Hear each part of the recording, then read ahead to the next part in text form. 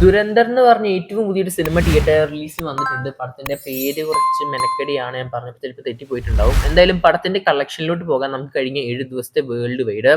അതിന് നിമിഷം ആദ്യമായിട്ട് കാണുന്നവരാണെങ്കിൽ സബ്സ്ക്രൈബ് ചെയ്യുക. Stock studios edition Ranveer Singh കേന്ദ്ര കഥാപാത്രത്തിൽ അഭിനയിച്ച് തിയേറ്റർ റിലീസിന് വന്ന സിനിമയാണ് ദുരന്തർ എന്ന് പറഞ്ഞ സിനിമ. ഓൾമോസ്റ്റ് കേരളത്തിൽ നിലവിലെ സിനിമ കഴിഞ്ഞ 7 ദിവസം കൊണ്ട് 1,45,00,000 കളക്ഷൻ ആയിട്ട് കാണാൻ സാധിക്കുന്നത്. കേരളം എന്ന സിനിമയ്ക്ക് 7ാമത്തെ ദിവസം 25,20,000 കാണാൻ സാധിക്കുന്നത്.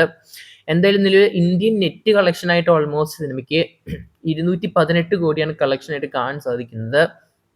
ഇനി ഇന്ത്യൻ ഗ്രോസ് ആയിട്ട് ഓൾമോസ്റ്റ് 258 കോടി കാണാൻ സാധിക്കുന്നുണ്ട്. അങ്ങനെ ഓവർസീസ് പരിശോധിക്കാൻ നമുക്ക് ഇന്ത്യൻ്റെ വെളിയിൽ നിന്ന് മാത്രം. ഇന്ത്യൻ്റെ വെളിയിൽ ഓൾമോസ്റ്റ് സിനിമയ്ക്ക് പല രാജ്യത്ത് ബാൻ ആണ്, എസ്പെഷ്യലി കുവൈറ്റ്, അതുപോലെ തന്നെ നമ്മുടെ ഖത്തർ, UAE, പിന്നെ സൗദി അറേബ്യ, പിന്നെ നമ്മുടെ ബഹ്റൈൻ എന്നീ രാജ്യത്തൊക്കെ സിനിമ ബാനാണ്. അതുകൊണ്ട് തന്നെ GCCയിലെ ചില സ്ഥലത്താണ് റിലീസ് ചെയ്തിരിക്കുന്നത്. ഒരു ആൻറ്റി പാകിസ്ഥാൻ സിനിമയും കൂടിയാണ്. കഥ പരിശോധിക്കുകയാണെങ്കിൽ ഒരു സ്പൈ സിനിമയാണ്. പാകിസ്ഥാനിൽ സ്പൈ ആയിട്ട് പോകുന്ന നമ്മുടെ ഒരു ഇന്ത്യൻ സോൾജർ. അങ്ങനെയൊക്കെയാണ് പടത്തിന്റെ കഥ വരുന്നത്.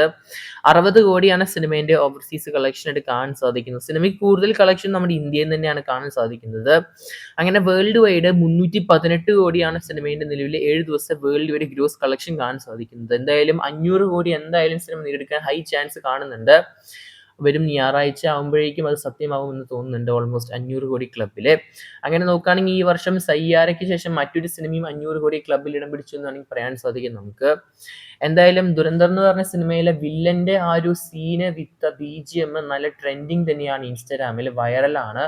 ഓൾമോസ്റ്റ് ഇൻസ്റ്റാഗ്രാമിൽ നിന്ന് സ്ക്രോൾ ചെയ്യുമ്പോൾ തന്നെ ആ ഒരു സോങ് ആണ് വരുന്നത്. അതിന് ഇമിറ്റേറ്റ് ചെയ്ത് നല്ലൊരു മീമും ഇറങ്ങുന്നുണ്ട് ഇപ്പോൾ നിലവിൽ.